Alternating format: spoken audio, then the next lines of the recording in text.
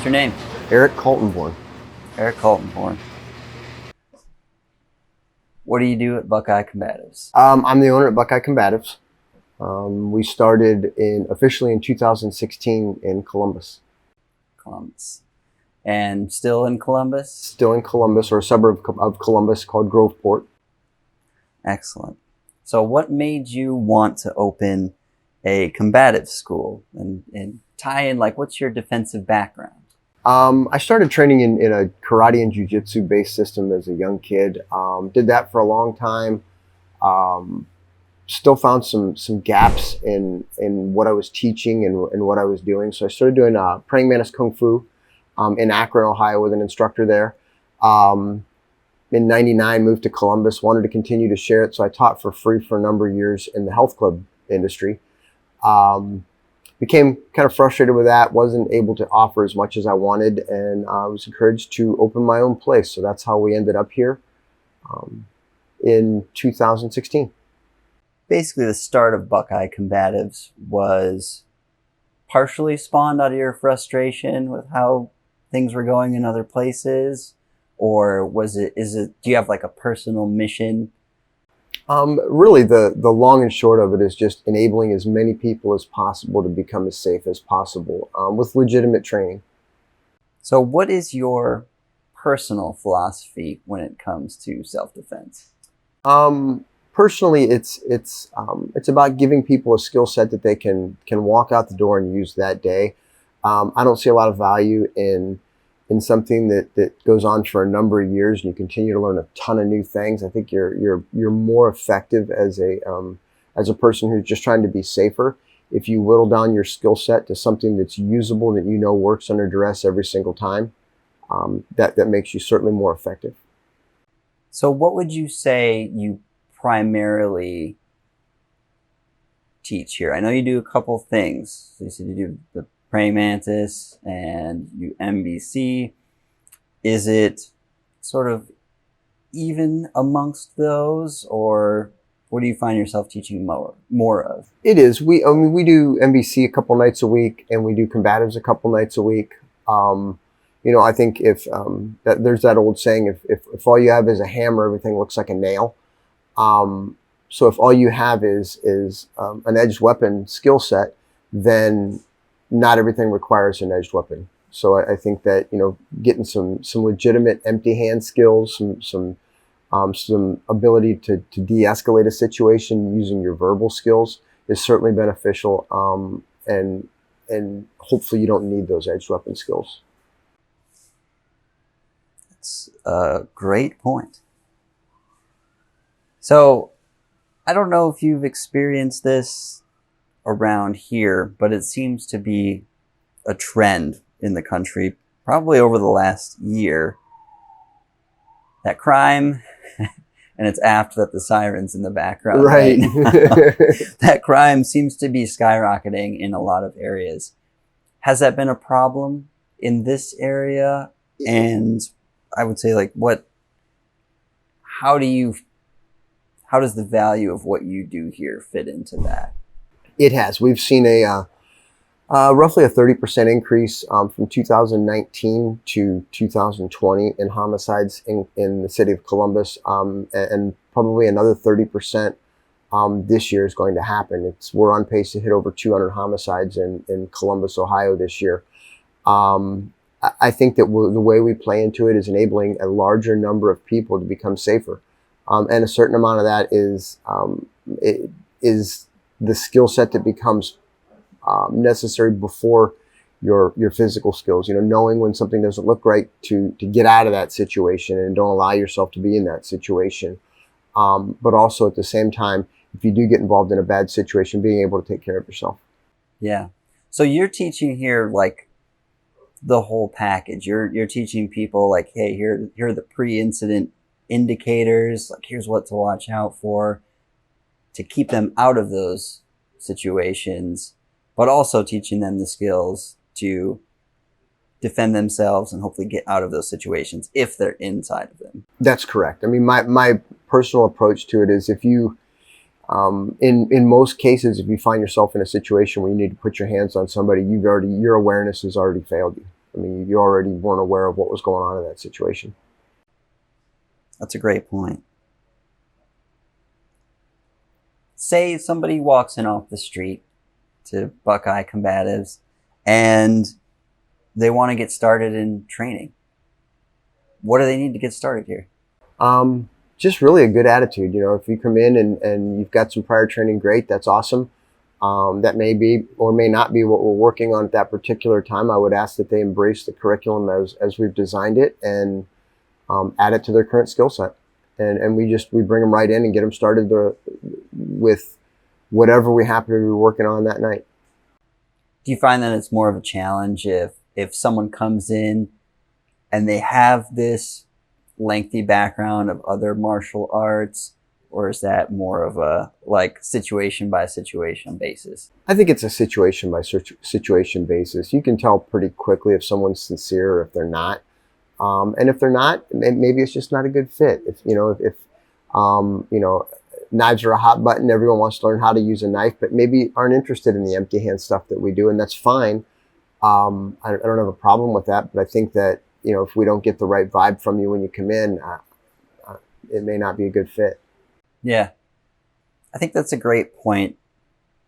I personally find that there's a lot of martial arts schools out there that they want to just take whoever off the street as long as the money's green and they move forward. So, I mean, ultimately you get a vibe from someone, right? And you're like, oh, all right, well, this guy, I'm not sure he has the best intentions in mind. So you're a little bit more selective with who you work with. I am. You know, I mean, the purpose of Buckeye Combatives was never to get rich. It was to enable people to become safer and give them a skill set to do so. And I think if you come in and you just want to spend your money and train and come in with the mindset that as long as you pay, I'm going to continue to feed you information and feed you skills, this may not be the right place for you. But if you come in with a sincere desire to learn, I'm happy to teach you.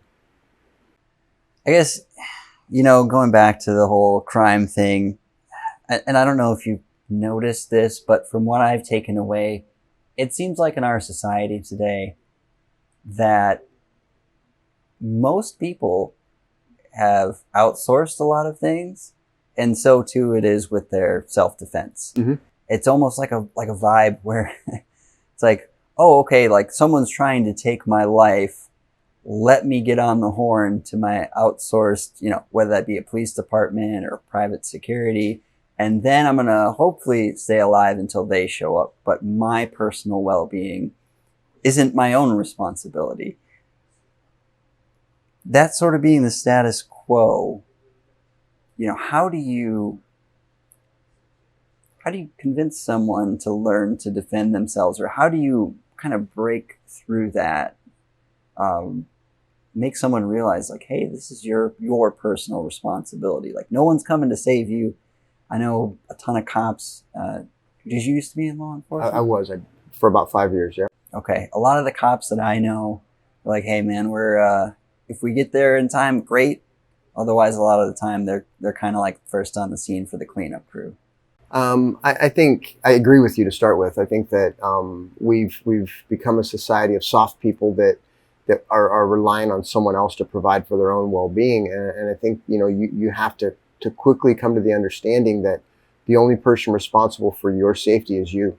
And it's you alone. And it starts with, you know, non-physical skills, with verbal de-escalation, with being aware of your surroundings all the time. There's plenty of resources available to you where you can see crime trends and so on and so forth. But at the end of the day, I think that we can directly correlate the amount of violent crime that we're seeing, and those rates go up incrementally every year, with the fact that we have less people actually training. And I think that, you know, when you realize that you and you alone are only responsible for your own self-defense and the self-defense of your family, I think that you kind of get it at that point.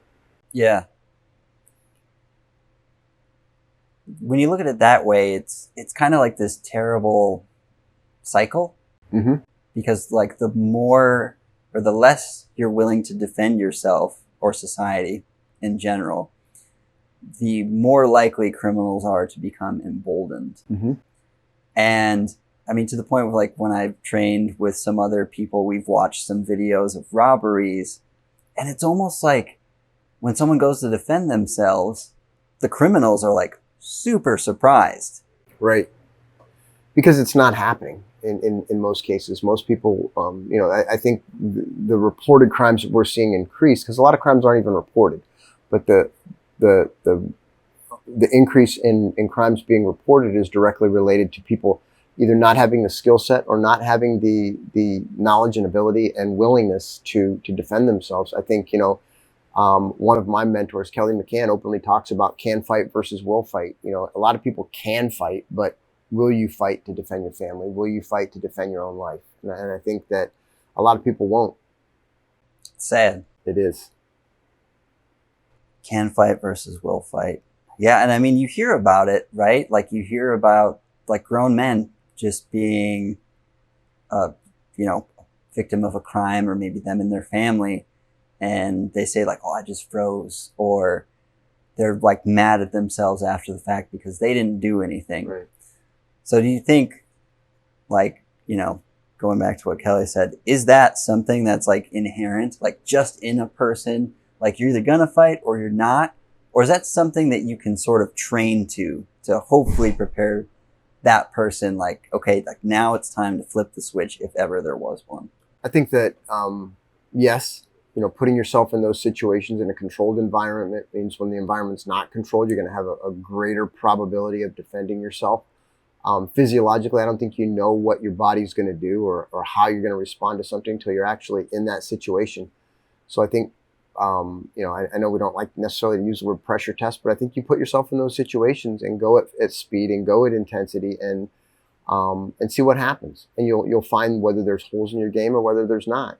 But again, I think that if you go into it with the mindset of, I took a weekend seminar and now I can defend myself and I'm completely safe, I think you're probably not going to be very safe. I think that it's about doing it on an ongoing basis and staying current with your skill set. Everything, all those skill sets are perishable. And I think if you let them perish, when the bad thing happens, so to speak, you're going to be in for a rude awakening.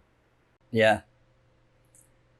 Yeah, it seems like most people who are well trained, or at least moderately trained, when they have something happen, it's not something that they necessarily think about.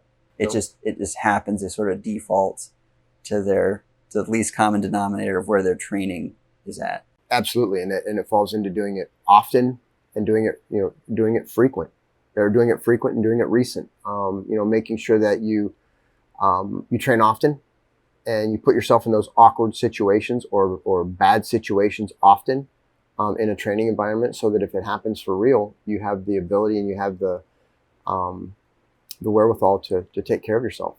Yeah. Well, and it just stands to reason if you think about it. It's like, well, I'm really good at this thing I tried once or did 3 days in a row and haven't done for 8 months. Like that's not a thing. That's not reality. Guess what? You're not. Yeah. Yeah, it just doesn't happen. You don't become a master level chef by taking like 2 cooking classes and maybe cooking every 6 months. That's exactly the case, man. All right. Well, where do you see defensive training heading? There's all of these sort of trends that crop up through time. And some of that, might be like, okay, this batch of guys went overseas to fight this war in this theater, and here's what they're bringing back, and those guys become trainers. Or here's, different trends. Do you see any trends happening now? And where, if so, like where do you see the defensive, training, if it's an industry, if you want to call it that, headed? I think it's going to continue to evolve. I think, in the early 90s, it was UFC that was the thing. Quickly thereafter, BJJ became the thing. You don't hear a lot about karate schools anymore. You don't hear a lot about traditional kung fu schools anymore. A lot of people want to do Muay Thai. A lot of people want to do BJJ. Boxing is a big thing now. I think that combat sports has become useful to people, and it all boils down to your fundamentals, and where do your fundamentals come from? Do you have a ground game? Do you have a stand-up game? Are you proficient in both? And understanding that at any given time, a guy on the ground can get knocked out. A guy that's a really good ground guy can get choked out, and a guy that's a really good boxer can get knocked out. It's just, that whole any given Sunday thing. Yeah, element of chance. That's it. I think, I hear a lot of people in combat sports, if you will, MMA and all that. There's a lot of like, oh, Brazilian Jiu-Jitsu, it's the best system out there. It's like the end all be all. You haven't trained until you try that. Or, maybe they're saying that about Muay Thai. I think that's a little bit short-sighted. With your experience as a law enforcement officer with as many years as you've been doing MBC, I guess what's your take on it? Because I look at that and I don't have near the level of training that you do. But when you have something that's effectively sport fighting and there's rules, like I'm sure you have some things in Praying Mantis Kung Fu that you do where it's maiming and killing and it's lethal type stuff. But there's rules against all of that as soon as you enter a ring for competition. So therefore it's not trained. And, the different defensive aspects, different targets, like the most offensive or the most effective targets have been removed from all of like sport fighting. Sure. I think that, it's a lot of it's targeting. A lot of it is just intensity. Can you bring intensity to that situation? And it's being able to, in MBC, Mike Janich talks about net violence and ultimately gaining the most amount of violence faster. But being able to understand how much is appropriate at any given time is a big deal. At the same time, I think that there's a lot of people out there doing combatives or doing martial arts or doing different things that can't throw a solid punch. And I think that building those skills from the ground up and continuing to stay true to your fundamentals is good. Yeah. With Martial Blade Concepts, how long have you been doing it for? Since 2003. Okay. Well, that's a couple of years. Yeah. And when did you become an instructor? 2006. Okay. So yeah, that was pretty quick train up. Yep. Started with a couple of seminars with Mike here locally in Columbus, and then decided I wanted to be able to offer it to my students, and here we are. All these years later. That's right. Yeah, Mike, he's a pretty good guy. He's a good dude. He always treated me well. Yeah. Excellent. Well, when you learned Martial Blade Concepts, because you had already had quite a bit of martial arts experience before then, what was different about it? Like what jumped out at you or changed your mind? You said, oh, like I have to learn this. The biggest motivation, when September 11th, 2001 happened, I was actually in the air flying from Washington, D.C. to here, coming back from vacation. And in doing an inventory of my own skill set, I found that I really didn't have any edged weapons, legitimate edged weapons things. So I searched the internet like everyone else does, I guess, and found that there was a lot of stuff out there, but a lot of it didn't seem like you were going to be able to defend yourself in a court of law if you got into a bad situation. And a lot of it wasn't backed up with science. And I think that what we do in MBC is it's validated scientifically.